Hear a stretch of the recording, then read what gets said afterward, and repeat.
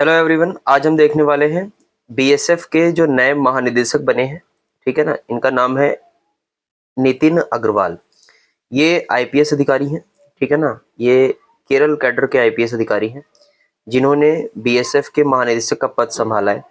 इससे पहले इनकी जगह पर कौन था, किसकी जगह इन्होंने ली है, बीएसएफ के बारे में कुछ एक्स्ट्रा फैक्ट्स के बारे में हम जानेंगे।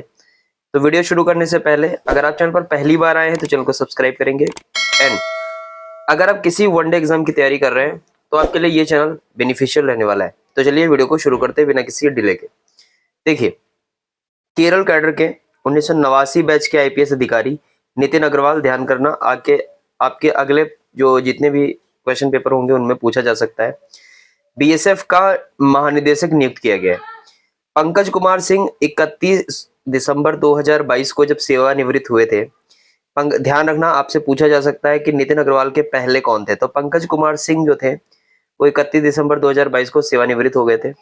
उसके बाद ये 5 महीने तक पद खाली रहा, लेकिन कुछ समय के लिए जो सीआरपीएफ के डीजी हैं जिनका नाम है सुजय लाल थाउसेन, इन्होंने अतिरिक्त प्रभार संभाला था। ठीक है ना, तो ये आपसे पूछा जा सकता है कि पंकज कुमार सिंह के बाद कौन बने हैं, तो नितिन अग्रवाल। अगर पूछा जाता है अतिरिक्त प्रभार किसने संभाला था, तो आप बता सकते हैं सुजय लाल थाउसेन। अगर वर्तमान में पूछा जाए तो आप बता सकते हैं कि जो सुजय लाल थाउसेन है ये वर्तमान में सीआरपीएफ के डीजी हैं। ठीक है, तो ये थी वो बेसिक इंफॉर्मेशन।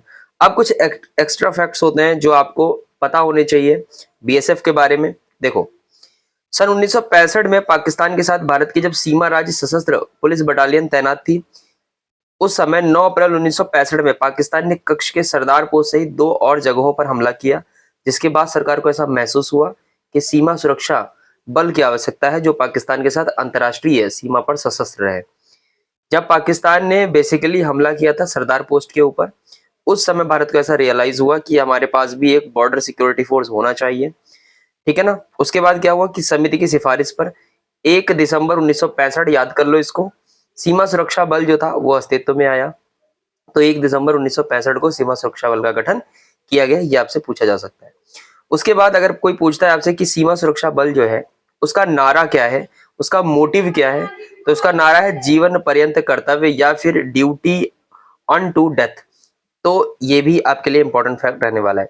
सीमा सुरक्षा बल के अगर संस्थापक की बात की जाए तो पहले जो इसके जनरल थे वो थे खुसरो फरामर्ज रुस्तम जी थे। ठीक है ना, ये पूछा जा सकता है कि गठन के समय कौन थे जनरल। ठीक है ना, जो भी आईपीएस अधिकारी थे, ठीक है ना, वो भी एक आईपीएस अधिकारी ही थे। सीमा सुरक्षा बल जो भारत और पाकिस्तान सीमा, जो आपने देखा होगा, बहुत बार आपने देखा होगा कि बाघा बॉर्डर जो है हमारा भारत का, वहां पर आपने एक परेड देखी होगी, है ना, जो सामने से जाके ऐसे पैर ऊपर करके नीचे लगाते हैं, करते हैं सामने से लगभग। तो वो जो होता है वो बीएसएफ ही करती है। ठीक है ना, और वो बॉर्डर कौन सा है, वो है बाघा बॉर्डर। तो ये थी कुछ स्पेशल इंफॉर्मेशन जो आपको इस टॉपिक से रिलेटेड पता होनी चाहिए थी।